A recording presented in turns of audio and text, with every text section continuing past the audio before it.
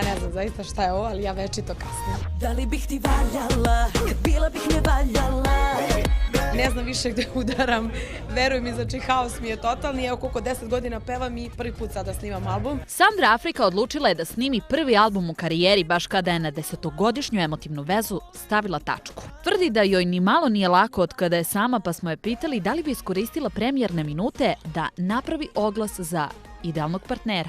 Da nema, pa nema potrebe, nema prstena, nema ništa.